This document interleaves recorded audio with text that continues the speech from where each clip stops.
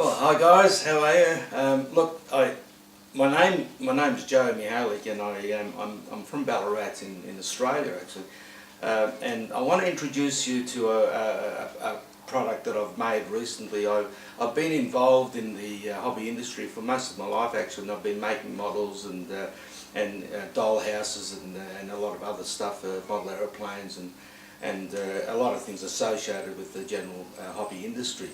Now, what I've done a couple of years ago, my wife and I were travelling in the outback of Queensland and Northern Territory, and we came across some tourist attractions where stagecoaches were being used to for tourists to have a go and just so they can see a little bit how it was in the olden days. And so I saw the stagecoach and thought, well, it would be really something special, I think, to make a model of that. Now, I know they've been done before, but I thought, well, but maybe not in Australia. There's been a lot of stuff from the United States. There's stuff, of course, made in China, but to get an Australian product, it's very difficult. So what I've done, I got hold of plans of the Australian stagecoach, and this particular one was the model I've built was based on the real one that was built in Charleville, actually, in Queensland, around 1886 actually, and the factory in Charleville,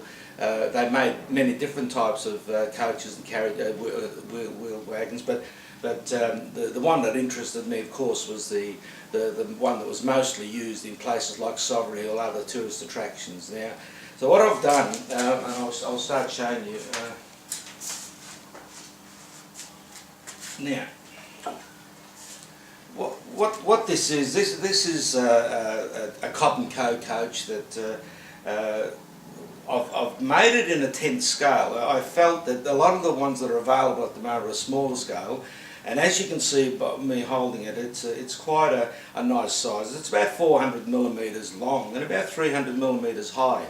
It's quite a bit of work to make one of these. You can see the spoke wheels, and I've tried to duplicate what happens in a real stagecoach. The wheels turn, the brakes, you can see here the brake lever makes the brake shoes actually engage, and that means it's got to have a bit of a mechanism on the bottom to transfer the lever movement to the sliding action of the brake. The steering is actually identical to the way the real stagecoach works. You can see there, and I'll include some finer close-up shots in the video when I actually edit the video. Now, a lot of brass parts are used as well.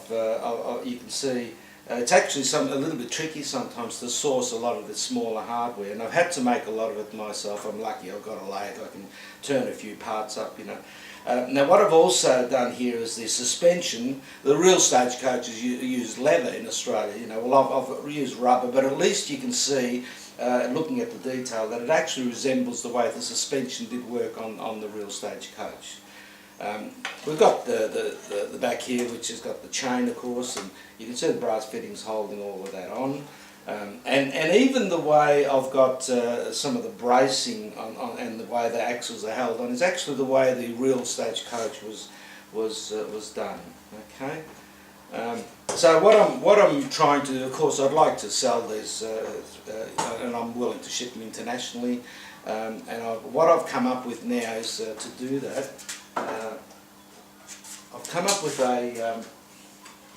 like a crate like this. Now I know that if this was shipped internationally, we would have to certainly do a lot more to protect it. And my idea is that I would actually wrap this up in blister packaging quite tightly, and it naturally would go in and out of carton. So hopefully, I know the way some of these transport companies knock things around, it might be difficult, but certainly I would pack it in this, and I think it would protect it quite well. Okay, so the carriage is bolted in this normally, but I think that'll do the job quite nicely. Now back onto here, you can see we've got a few decals that, like here for example, Melbourne to Ballarat, so it indicates that it is an Australian, like Australian market stuff. Originally, the colour scheme was different. I mean, what they ran in, say, New South Wales and Victoria and Queensland, they were different colour schemes, and it was a little bit tricky. I mean, I'm not duplicating something to be really authentic scale. I'm not what we call in the model industry a rivet counter. I've tried to make it so that it does resemble a stagecoach, but it doesn't, of course, come up with the super detail. I mean, someone can be critical and say, well, they never had hexagon nuts to hold the wheels, or no square nuts. Well, that's the case. But I've tried to compromise, within the time it takes and the cost structure to come up with something. So I'm looking at a collectible model. It's not a toy. It's important to know this isn't a toy, even though the wheels turn and all that. It's really a static display.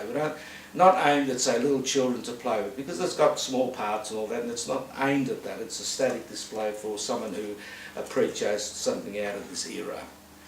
So if you're interested, I'll put my email address on the bottom of the video so you can see. And just as a guideline, in Australian currency, I estimate they'll be about $440 plus shipping.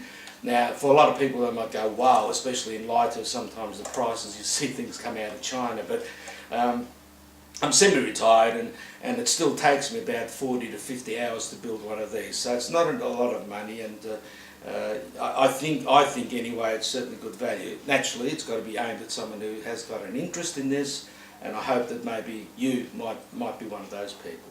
So don't hesitate to contact me, and thanks for watching my video, and I hope I hear from you soon. Okay, bye.